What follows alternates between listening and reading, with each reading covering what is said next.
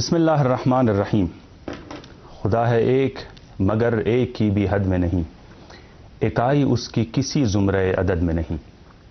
اللہم صلی وسلم وزد وبارک علی سیدنا محمد وآلہ الطاہرین وصحبہ المنتجبین وجمیع الانبیاء والمرسلین۔ السلام علیکم ناظرین، امید ہے کہ آپ خیریت عافیت اور سلامتی کے ساتھ ہوں گے انشاءاللہ، اور جہاں کہیں بھی ہمارا یہ پروگرام دیکھ رہے ہیں میں آپ کو خوش آمدید کہتا ہوں۔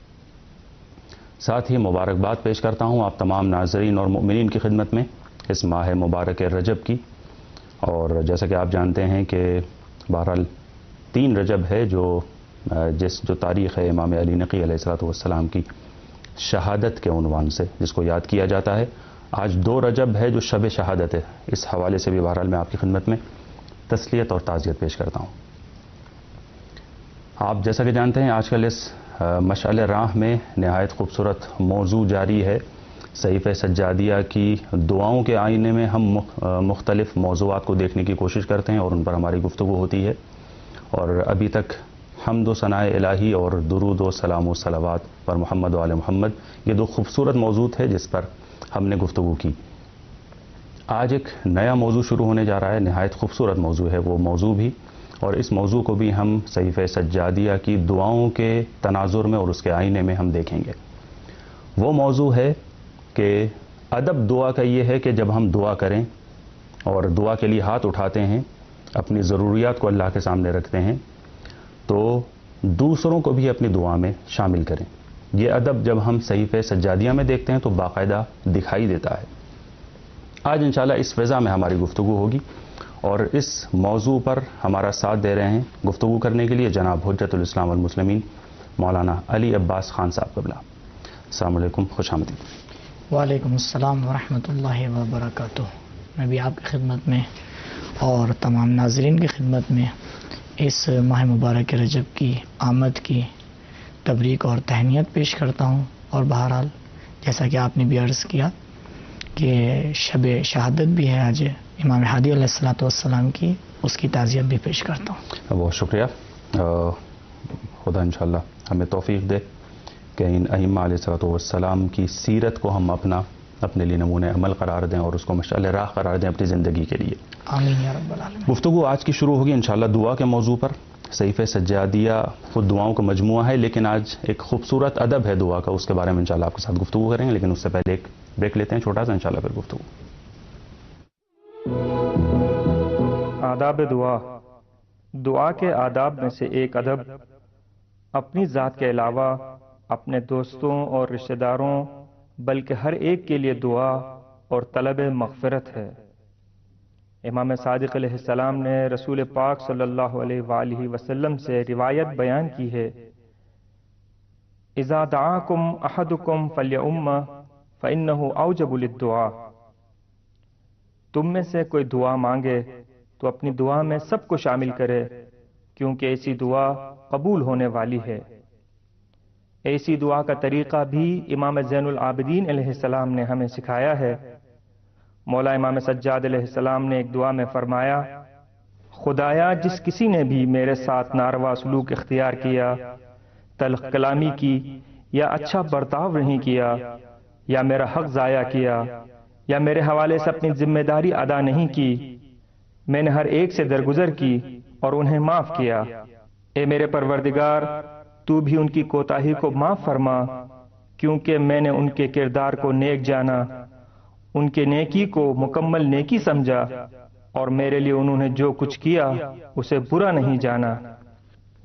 امام سجاد علیہ السلام ایک اور دعا میں ماں باپ کے لیے یوں دعا گو ہیں، خدایا میرے والدین کو بہترین اجر عنایت فرما جو تو اپنے بہترین بندوں کے لیے عنایت کرتا ہے۔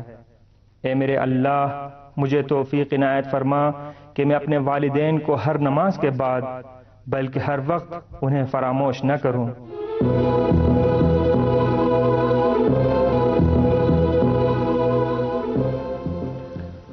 ناظرین آپ مشعل راہ دیکھ رہے ہیں، میں پھر سے آپ کو خوش آمدید کہتا ہوں۔ آج جیسا کہ آپ نے ملاحظہ فرمایا کہ ہماری گفتگو دعا کے ادب کے سلسلے میں ہے، لیکن ایک خاص ادب وہ یہ کہ جب ہم دعا کرنے کے لیے اللہ کی بارگاہ میں ہاتھ اٹھاتے ہیں تو دوسروں کو بھی اپنی دعا میں شامل کریں۔ بہرحال جب انسان اللہ کی بارگاہ میں حاضر ہوتا ہے تو ضروریات و احتیاجات کا سنگین بار اس کے کاندھے پر ہوتا ہے اور وہ سب اپنی دعاؤں کو اللہ کے سامنے رکھتا ہے، لیکن غافل ہو جاتا ہے کبھی کبھی دوسروں سے۔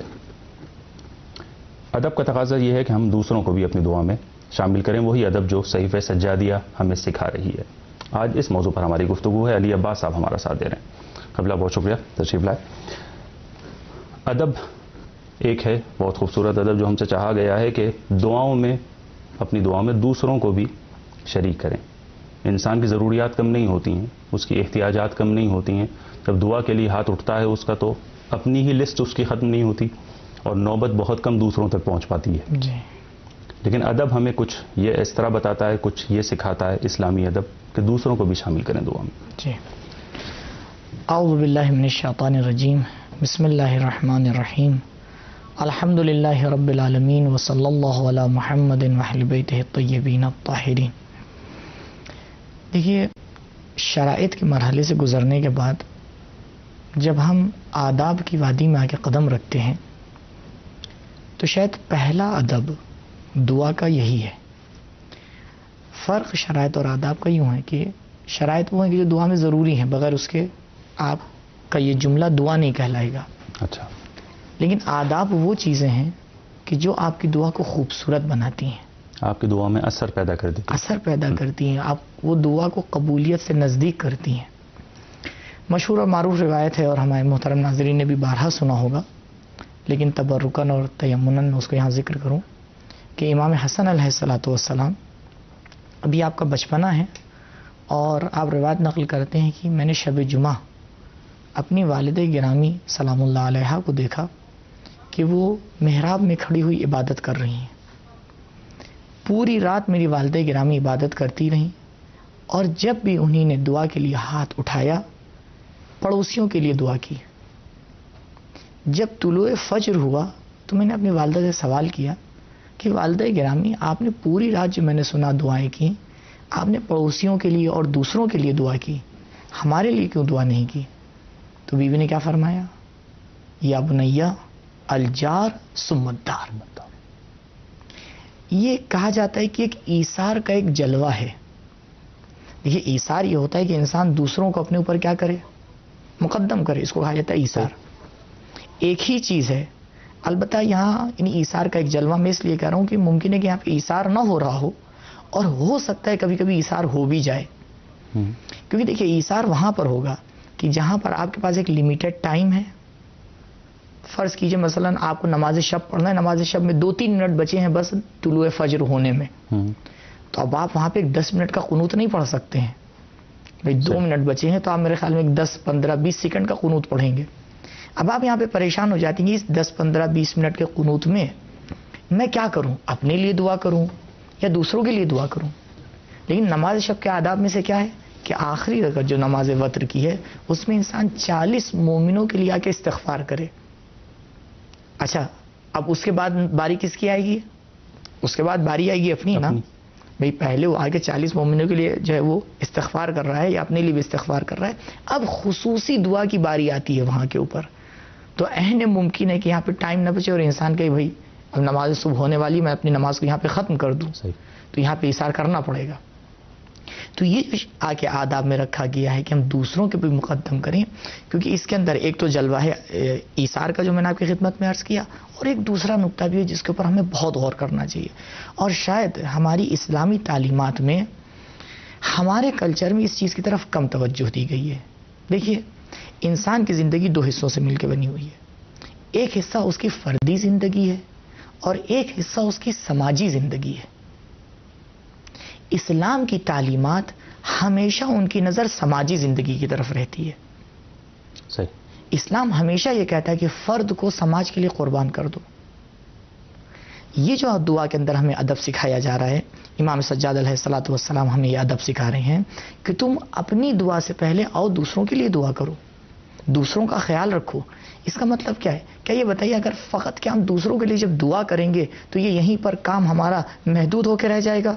نہیں، بلکہ اس کا جلوہ بہت زیادہ ہے۔ کیا ہے کہ جب میری کل اس دوست سے ملاقات ہوگی تو خود بخود میرے دل میں اس کے لیے محبت ہے، کیوں محبت ہے؟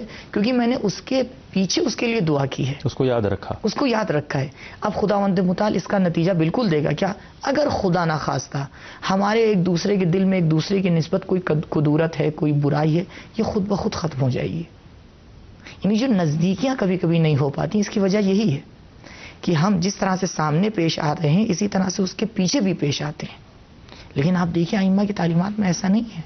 ائمہ کی تعلیمات میں ائمہ جب بھی اپنا ہاتھ دعا کے لیے اوپر اٹھاتے ہیں، دوسروں کو اس طرح سے شامل کرتے ہیں کہ انسان کو لگتا ہے کہ بس ان کے لیے ہی دعا کرنا ہے، اپنے لیے دعا ہی نہیں کرنا ہے۔ یہ سب ان کے اپنے ہیں، سب ان کے اپنے ہیں۔ جی بہت خوبصورت تعبیر ہے، سب ان کے اپنے ہیں، اور صحیح بات بھی ہے، سب ان کے اپنے ہیں۔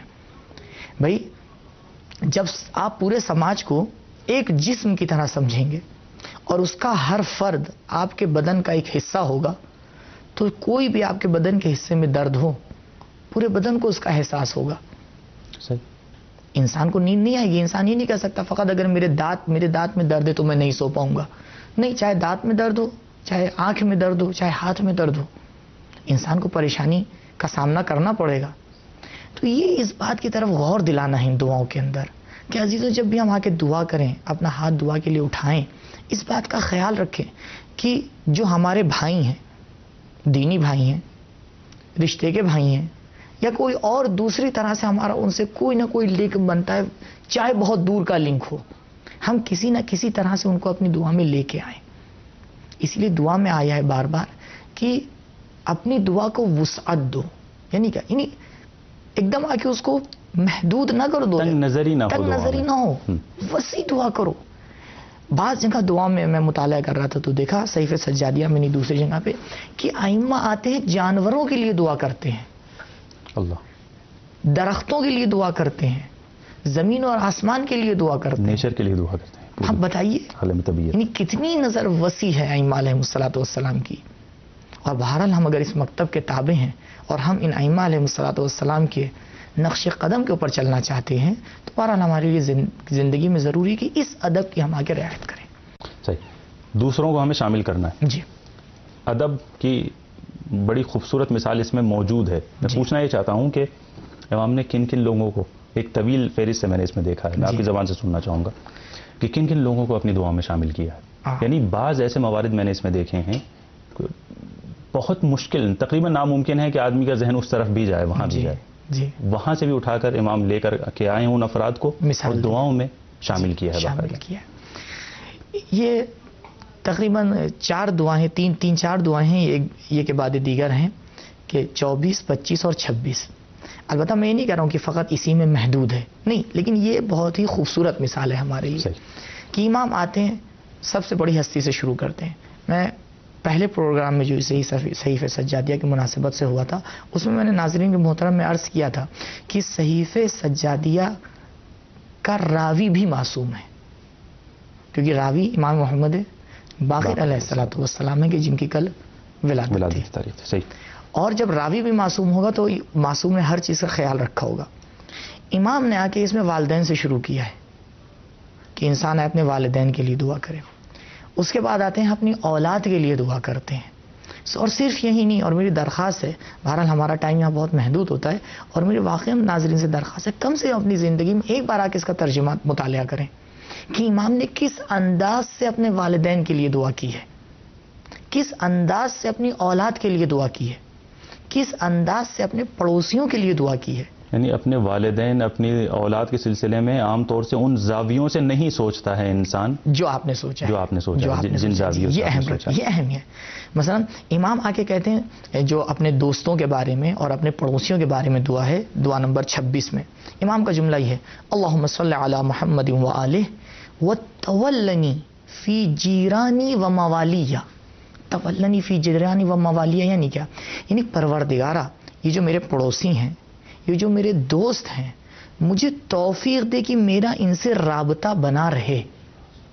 ولایت کا اصل معنی ہے دو شے کے درمیان فاصلے کو اس طرح سے ختم کر دیا جائے کہ دونوں ایک دوسرے کے پاس ہو جائیں۔ اس لیے ہم کیا کہتے ہیں کہ فلاں صاحب کے ولی ہیں۔ ولی ہیں یعنی کیا؟ یعنی ان میں اور ان میں اب کوئی فاصلہ نہیں ہے۔ اور یہاں پر ایک پوائنٹ کی بات، امام کس شہر میں رہتے تھے؟ امام مدینے میں رہتے تھے۔ یقیناً مدینے میں اکثریت جو تھی وہ کس کی تھی؟ مسلمانوں کی تھی. لیکن آپ دوسری دعا میں دیکھیں گے کبھی کبھی ہمارے ائمہ ایسے شہروں میں آ کے رہے ہیں کہ جہاں پہ اکثریت مسلمانوں کی نہیں تھی, یا مسلمان تھے لیکن آپ کے پڑوس میں غیر مسلمان تھے. لیکن جب امام آ کے یہ کہنے کہ میرے پڑوسیوں کو تو شامل کر, تو کیا امام کی مراد صرف پڑوسیوں سے وہ پڑوسی ہیں کہ جو مسلمان ہیں؟ ایسا نہیں ہے, ایسا نہیں ہے. بلکہ اب یہاں پہ دعا کو امام وسعت دے رہے ہیں کہ ہر وہ انسان کہ جس کے اوپر لفظ پڑوسی صادق آتا ہے, ہمیں یہ نہیں دیکھنا ہے کہ اس کا رابطہ کس دین سے ہے. یہ ہماری اسلامی تعلیمات ہیں کہ جو ہمیں سکھا رہی ہیں. دیکھیے جو احکام ہیں پڑوسی کے, اس پہ ہمیں غور کرنا چاہیے. پڑوسی کے احکام, شاید میں اپنی بات کو 1-2 منٹ لگیں گے واضح کرنے میں. دیکھیے جب آگے یہ حدیث مولا کائنات نے کہا کہ رسول خدا صلی اللہ علیہ وآلہ وسلم نے اتنا زیادہ پڑوسیوں کے بارے میں مجھ سے تاکید کی کہ مجھے ایسا لگا کہ یہ میرے پڑوسیوں کو میرا وارث بنا دیں گے. ٹھیک ہے, یہ بتائیے مولا کائنات نے کہیں پہ بھی اس روایت کے اندر یہ کہا ہے کہ وہ میرے پڑوسی کے جو مسلمان ہیں, وہ میرے پڑوسی کے جو مثلاً کافر ذمہ ہیں, کوئی ایسی قید نہیں ہے. عنوان پڑوسی, ٹھیک, یعنی یہ لفظ پڑوسی اگر کسی کے اوپر آ رہا ہے, جس کو بھی پڑوسی کہا جا سکتا ہے. یا اب اولاد کے بارے میں, یا مثلا العارفین بحقنا. عجیب بات ہے, کیا امام سے زیادہ کوئی اپنے دوستوں کا اور اپنے پڑوسیوں کا حق جانتا ہے؟ نہیں جانتا. یہ امام ہمیں تعلیم دے رہے ہیں, سکھا رہے ہیں کہ خدا سے یہ دعا کرو کہ خدا تمہیں بتائے تمہارے اوپر تمہاری اولاد کا, تمہارے والدین کا, تمہارے دوستوں کا, تمہارے پڑوسیوں کا کیا حق ہے. اور اگر ہمیں یہ جاننا ہے تو پھر آئیں اسی امام کی بارگاہ میں اور جائیں رسالے حقوق امام سجاد علیہ السلام کو مطالعہ کریں, کہ جہاں پر آپ نے ان حقوق کو بیان کیا ہے. یعنی ایک طرف امام یہ کہہ رہے ہیں کہ پروردگارا ہمیں ان حقوق کی معرفت عطا کر, دوسری طرف آ کے انہی حقوق کو بیان کر رہے ہیں. بتائیے اس سے بہتر کیا ہو سکتا ہے؟ اللہ, میں سمجھتا ہوں کہ یہ شاید قرآن کریم میں جو آیہ مبارکہ ہے المؤمنون اولیاء بعضهم اولیاء بعض, شاید یہ اسی کی عملی تفسیر ہے. بالکل عملی تفسیر ہے, بالکل عملی تفسیر. امام نے اشارہ فرمایا اپنی دعاؤں میں. اور اس سے بہتر تفسیر کیا ہو سکتی ہے کہ بھائی امام آ کے, یعنی امام کس طرح سے وسعت نظر سے دیکھ رہے ہیں. یعنی خدا سے آ کے یہ دعا کرنا اس انسان کی, دیکھیں ہمیں یہاں پہ اس بات کو غور کرنا پڑے گا. عام انسان دعا نہیں کر رہا ہے, ایک معصوم دعا کر رہا ہے, ایک حجت خدا دعا, ایک حجت خدا کہ جس کے سامنے پوری کائنات کو خلق کیا گیا ہے. وہ آ کے یہ کہہ رہے کہ پروردگارا یہ جو میرے پڑوسی ہیں, یہ جو میرے دوست ہیں, تو مجھے ان کے حقوق کا عارف بنا. پھر آگے کہتے ہیں والمنابذین لأعدائنا, اور ہمیں اس بات کی توفیق دے کہ جو ہمارے دشمن ہیں, ٹھیک ہے ہمارے دشمن ہیں, لیکن ہم ان سے کسی طرح سے نزدیک ہو سکیں. صحیح, میں آپ کی بات کو یہاں پہ روکتا ہوں, ایک وقت ہو چلا ہے بریک کا, انشاءاللہ گفتگو جاری رہے گی. ناظرین میں شکر گزار ہوں آپ ہمارا ساتھ دے رہے ہیں. ایک بریک کے بعد انشاءاللہ گفتگو جاری رہے گی, کہیں جائیے گا نہیں. یا مقضی الخیرات, یا مقضی الخیرات, یا مقضی الخیرات, یا مقضی الخیرات, یا مقضی الخیرات, یا مقضی الخیرات, یا مقضی الخیرات, یا مقضی الخیرات, یا معطی الخیرات. آپ مشعل راہ دیکھ رہے ہیں اور ہماری گفتگو دعا کے ادب کے بارے میں ہو رہی ہے. علی عباس صاحب ہمارے ساتھ ہیں. مولانا, اور وہ کون لوگ ہیں کہ جن کو امام نے اپنی دعا میں شامل کیا ہے؟ گفتگو یہ چل رہی ہے ہماری. بسم اللہ. جیسے کہ آپ نے اشارہ کیا, اب یہاں پہ میں ایک ایسے گروہ کا ذکر کرنے جا رہا ہوں کہ تقریباً مجھے یقین ہے 90% لوگ اس گروہ کے بارے میں ان کا دائرہ فکر پہنچ نہیں پائے گا. پھر سے میں ایک بار اس فہرست کو گنواتا ہوں. 24ویں دعا میں امام آ کے والدین کا ذکر کرتے ہیں, 25ویں دعا میں آ کے اولاد کا ذکر کرتے ہیں, اور 26ویں دعا میں اپنے پڑوسیوں کا اور اپنے دوستوں کا ذکر کرتے ہیں. 27ویں دعا میں آ کے کہتے ہیں, دیکھیے دعا کا عنوان یہ ہے, اور الدعاء السابع والعشرون, 27ویں دعا, فی شرح دعاء علیہ السلام لأہل الثغور. یہ بیان ہے اس دعا کے بارے میں کہ جس کے جہاں پر امام علیہ الصلوۃ والسلام نے جو لوگ حدود اور مرز اور بارڈر کی آ کے محافظت کرتے ہیں ان کے لیے امام دعا کر رہے ہیں، سرحدوں کے جو محافظ ہیں عالم اسلام کی. اب دیکھیے یہاں پہ جب انشاءاللہ دعا کا ہمارے ناظرین محترمہ کے مطالعہ کریں گے تو امام نے ایک بہت ہی وسیع گفتگو فرمائی ہے. امام نے آ کے صرف یہاں پہ یہ نہیں کہا کہ ولو جب آپ اس دعا کو مطالعہ کریں گے تو جو شروع کے جملات ہیں اس سے یہی لگے گا کہ حکومت اسلامی جہاں تک کہ پھیلی ہوئی ہے اور اس بارڈر کے اوپر جو لوگ کھڑے ہوئے ہیں اب ان کے لیے دعا کی جا رہی ہے. کیوں؟ کیونکہ ان کی شب بیداری سبب ہو رہی ہے کہ ہم رات میں چین سے سوئیں. ٹھیک ہے، لیکن اب آپ اسی کو اپنی نجی زندگی میں لے آئیے. ہماری زندگی میں بھی بہت سے اہل ثغور ہیں، ہماری زندگی میں بہت سے ایسے پاسبان ہیں کہ جن کی شب بیداری سبب ہوتی ہے کہ ہم رات میں سوئیں. ایک تو ملک کی سرحدیں ہیں، کچھ ایک ملک کی سرحدیں ہیں اور ایک ہماری زندگی کی سرحدیں ہیں. جیسے ایک اہل ثغور میں سب سے پہلے نام آتا ہے والدین کا. اگر ہمارے بچپنے میں ہماری سرحدوں کی ذمہ داری ہمارے والدین نے نہ لی ہوتی تو کیا ہم رات میں سکون سے سو پاتے؟ ایک دوسرا نام آئے گا ان دوستوں کا، ان لوگوں کا کہ جو ایسے مقدمات فراہم کرتے ہیں کہ جس کی وجہ سے ہم سکون سے رہیں. اس سے کیا سمجھ میں آتا ہے؟ اس سے یہ سمجھ میں آتا ہے کہ دیکھو اگر تم ایک حکومت اسلامی کا کانسیپٹ اپنے ذہن میں لے کے آ رہے ہو تو اپنے سے شروع کرو گے نا، اور اس کو کہاں پہ جا کے ختم کرو گے؟ بھائی حکومت کہاں جا کے ختم ہوتی ہے؟ سرحدوں پہ ختم ہوتی ہے. تو اپنے سے شروع کرو، سرحد پہ آ کے ختم کرو. صحیح. اب اس پورے راستے میں جو آتا جا رہا ہے اس کے لیے تم دعا کرتے چلے جاؤ. اللہ، یعنی کون نہیں آئے گا اس میں؟ اب کون بچے گا؟ کون بچے گا آپ بتائیے. یعنی امام یہ کہنا چاہ رہے ہیں کہ اگر کوئی چھوٹا تو ہم تم سے یہ سوال کریں گے کیوں چھوٹا، کیوں یہ آدمی تم سے چھوٹ گیا؟ کیوں؟ کیونکہ ہم نے تو اس فہرست کو اتنا وسیع اور طویل بیان کیا تھا کہ اس میں سب آ گئے تھے. اور اس سے انسان کی جو معرفت ہوتی ہے اور انسان کی جو سوچ ہوتی ہے اس کے اندر ایک وسعت آتی ہے. دیکھیے کیسے وسعت آتی ہے.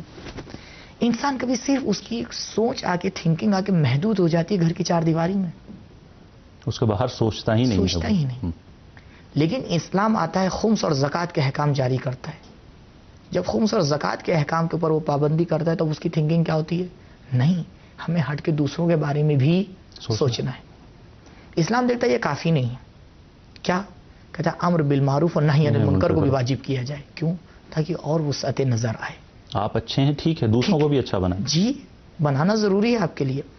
اور میں دیکھ رہا تھا رسالہ حقوق میں امام سجاد علیہ الصلوۃ والسلام نے ایک بھائی کا جو دوسرے بھائی کے اوپر حق بیان کیا ہے، اس میں سے آپ نے چوتھا حق یہ بیان کیا ہے کہ ایک بھائی کا حق دوسرے بھائی کے اوپر یہ ہے کہ وہ اس کو امر بالمعروف اور نہی عن المنکر کرے.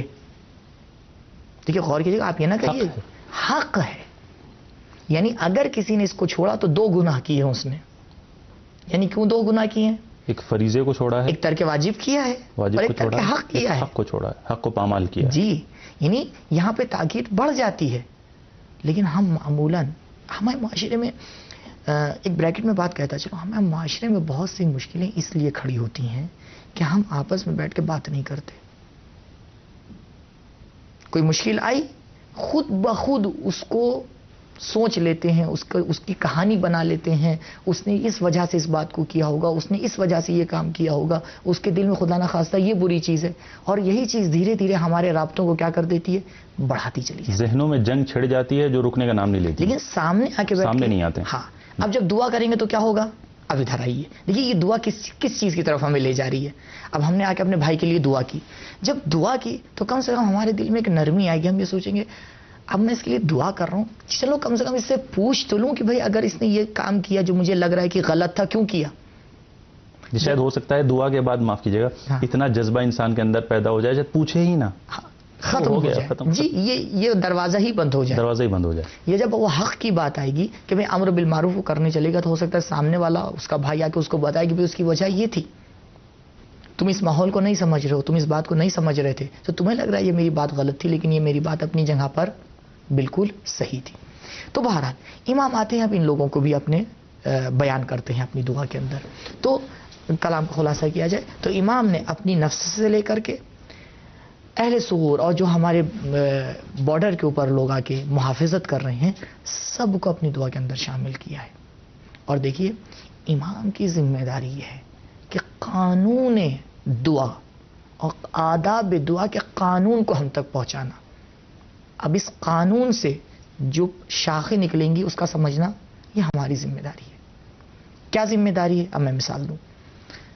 معمولاً ایک گھر کا کوئی ایک پڑوسی نہیں ہوتا, کئی پڑوسی ہوتے ہیں. ایک مثلا فرض کیجیے گھر بیچ میں ہے تو کہا جاتا ہے کہ 40 گھروں تک کے وہ آپ کے پڑوسی گنائے جاتے ہیں.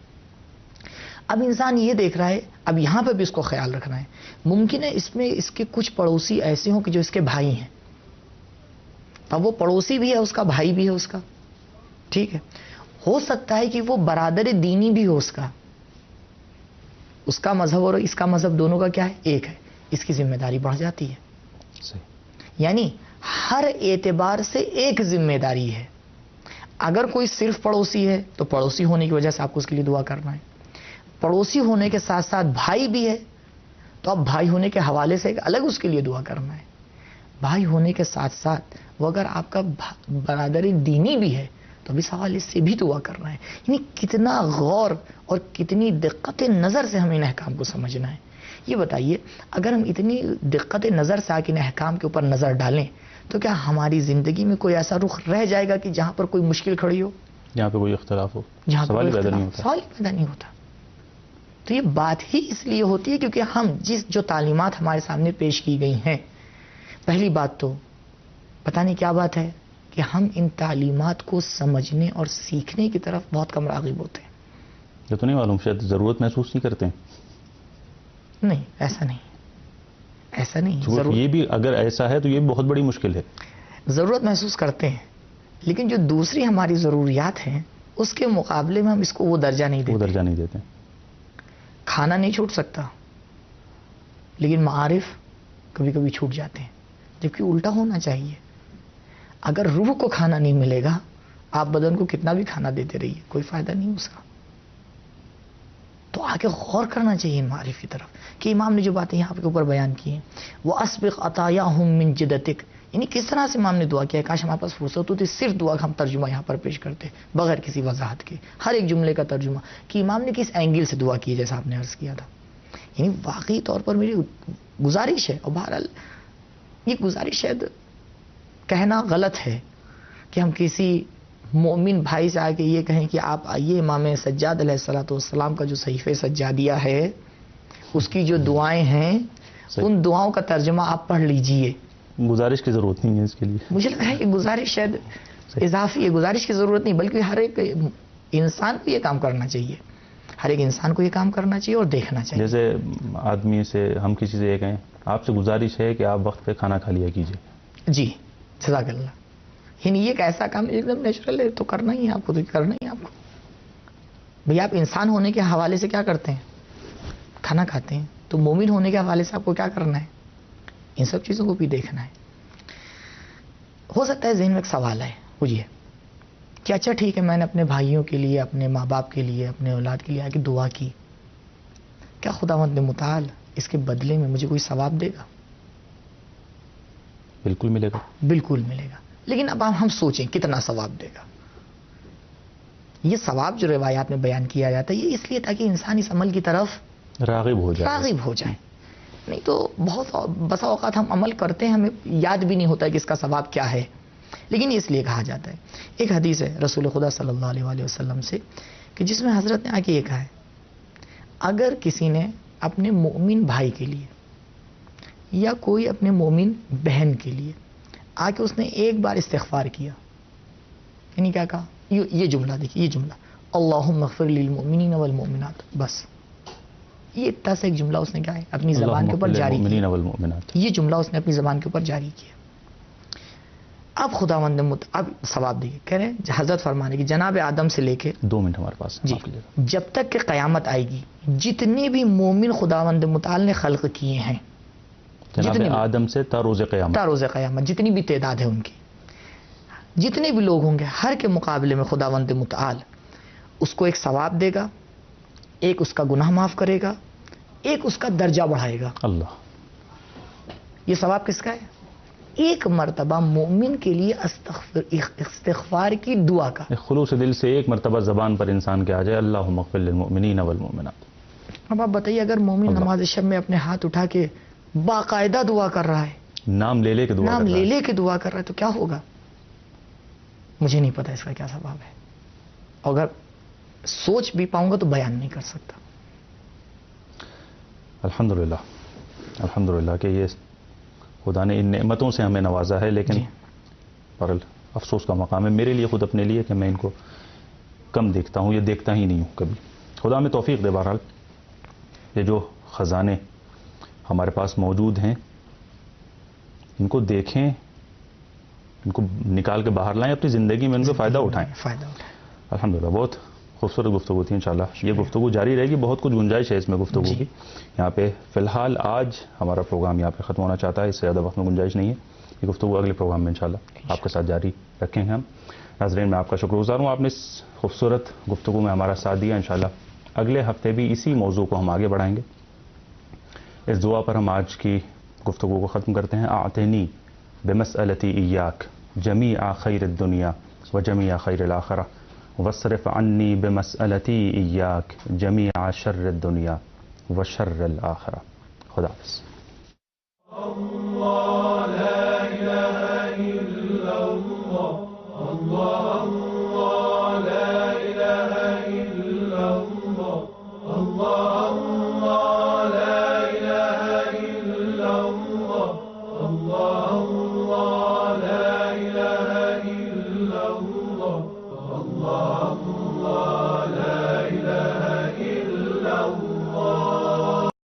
اس کی تعزیت بھی پیش کرتا ہوں. بہت شکریہ.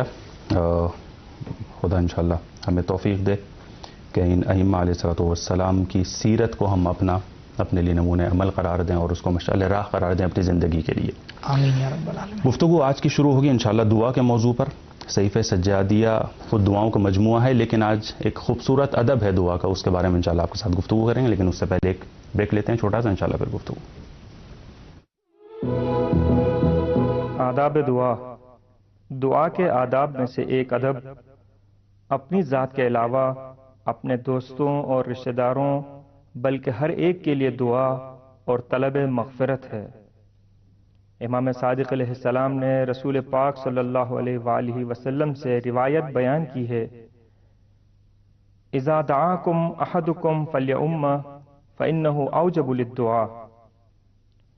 تم میں سے کوئی دعا مانگے تو اپنی دعا میں سب کو شامل کرے, کیونکہ ایسی دعا قبول ہونے والی ہے. ایسی دعا کا طریقہ بھی امام زین العابدین علیہ السلام نے ہمیں سکھایا ہے.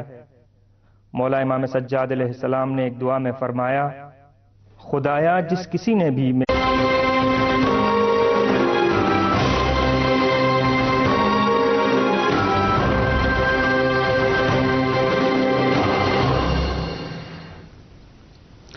بسم اللہ الرحمن الرحیم. خدا ہے ایک مگر ایک کی بھی حد میں نہیں, اکائی اس کی کسی زمرے عدد میں نہیں. اللہم صلی وسلم وزد وبارک علی سیدنا محمد وآلہ الطاہرین وصحبہ المنتجبین وجمیع الانبیاء والمرسلین. السلام علیکم ناظرین, امید ہے کہ آپ خیریت عافیت اور سلامتی کے ساتھ ہوں گے انشاءاللہ, اور جہاں کہیں بھی ہمارا یہ پروگرام دیکھ رہے ہیں میں آپ کو خوش آمدید کہتا ہوں. ساتھ ہی مبارکباد پیش کرتا ہوں آپ تمام ناظرین اور مؤمنین کی خدمت میں اس ماہ مبارک رجب کی. اور جیسا کہ آپ جانتے ہیں کہ بہرحال 3 رجب ہے جو تاریخ ہے امام علی نقی علیہ الصلوۃ والسلام کی شہادت کے عنوان سے جس کو یاد کیا جاتا ہے. آج 2 رجب ہے جو شب شہادت ہے. اس حوالے سے بھی بہرحال میں آپ کی خدمت میں تسلیت اور تعزیت پیش کرتا ہوں. آپ جیسا کہ جانتے ہیں آج کل اس مشعل راہ میں نہایت خوبصورت موضوع جاری ہے. صحیفہ سجادیہ کی دعاؤں کے آئینے میں ہم میرے ساتھ ناروا سلوک اختیار کیا, تلخ کلامی کی, یا اچھا برتاؤ نہیں کیا, یا میرا حق ضائع کیا, یا میرے حوالے سے اپنی ذمہ داری ادا نہیں کی. میں نے ہر ایک سے درگزر کی اور انہیں معاف کیا. اے میرے پروردگار, تو بھی ان کی کوتاہی کو معاف فرما, کیونکہ میں نے ان کے کردار کو نیک جانا, ان کے نیکی کو مکمل نیکی سمجھا. اور میرے لیے انہوں نے جو کچھ کیا اسے برا نہیں جانا۔ امام سجاد علیہ السلام ایک اور دعا میں ماں باپ کے لیے یوں دعا گو ہیں: خدایا میرے والدین کو بہترین اجر عنایت فرما جو تو اپنے بہترین بندوں کے لیے عنایت کرتا ہے۔ اے میرے اللہ، مجھے توفیق عنایت فرما کہ میں اپنے والدین کو ہر نماز کے بعد بلکہ ہر وقت انہیں فراموش نہ کروں۔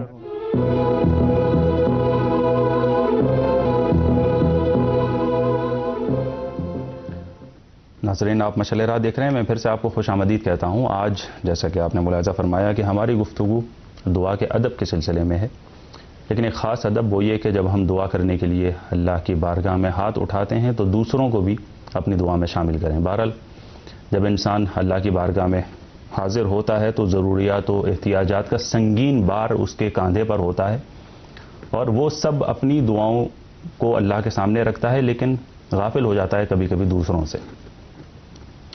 ادب کا تقاضا یہ ہے کہ ہم دوسروں کو بھی اپنی دعا میں شامل کریں، وہی ادب جو صحیفہ سجادیہ ہمیں سکھا رہی ہے۔ آج اس موضوع پر ہماری گفتگو ہے۔ علی عباس صاحب ہمارا ساتھ دے رہے ہیں۔ قبلہ بہت شکریہ، تشریف لائے۔ ادب ایک ہے بہت خوبصورت ادب جو ہم سے چاہا گیا ہے کہ دعاؤں میں، اپنی دعاؤں میں دوسروں کو بھی شریک کریں۔ انسان کی ضروریات کم نہیں ہوتی ہیں، اس کی احتیاجات کم نہیں ہوتی ہیں۔ جب دعا کے لیے ہاتھ اٹھتا ہے اس کا تو اپنی ہی لسٹ اس کی ختم نہیں ہوتی، اور نوبت بہت کم دوسروں تک پہنچ پاتی ہے۔ جی، لیکن ادب ہمیں کچھ یہ اس طرح بتاتا ہے، کچھ یہ سکھاتا ہے اسلامی ادب کہ دوسروں کو بھی شامل کریں دعا میں۔ جی۔ اعوذ باللہ من الشیطان الرجیم، بسم اللہ الرحمن الرحیم، الحمد للہ رب العالمین، وصلی اللہ علی محمد وأہل بیتہ الطیبین الطاہرین۔ دیکھیے، شرائط کے مرحلے سے گزرنے کے بعد جب ہم آداب کی وادی میں آ کے قدم رکھتے ہیں، مختلف موضوعات کو دیکھنے کی کوشش کرتے ہیں اور ان پر ہماری گفتگو ہوتی ہے، اور ابھی تک حمد و ثناء الہی اور درود و سلام و صلوات پر محمد و آل محمد، یہ دو خوبصورت موضوع تھے جس پر ہم نے گفتگو کی۔ آج ایک نیا موضوع شروع ہونے جا رہا ہے، نہایت خوبصورت موضوع ہے وہ موضوع بھی، اور اس موضوع کو بھی ہم صحیفہ سجادیہ کی دعاؤں کے تناظر میں اور اس کے آئینے میں ہم دیکھیں گے۔ وہ موضوع ہے کہ ادب دعا کا یہ ہے کہ جب ہم دعا کریں اور دعا کے لیے ہاتھ اٹھاتے ہیں، اپنی ضروریات کو اللہ کے سامنے رکھتے ہیں، تو دوسروں کو بھی اپنی دعا میں شامل کریں۔ یہ ادب جب ہم صحیفہ سجادیہ میں دیکھتے ہیں تو باقاعدہ دکھائی دیتا ہے۔ آج انشاءاللہ اس فضا میں ہماری گفتگو ہوگی، اور اس موضوع پر ہمارا ساتھ دے رہے ہیں گفتگو کرنے کے لیے جناب حجت الاسلام والمسلمین مولانا علی عباس خان صاحب قبلہ۔ السلام علیکم، خوش آمدید۔ وعلیکم السلام ورحمۃ اللہ وبرکاتہ۔ میں بھی آپ کی خدمت میں اور تمام ناظرین کی خدمت میں اس ماہ مبارک رجب کی آمد کی تبریک اور تہنیت پیش کرتا ہوں، اور بہرحال جیسا کہ آپ نے بھی عرض کیا کہ شب شہادت بھی ہے آج امام ہادی علیہ الصلوۃ والسلام کی،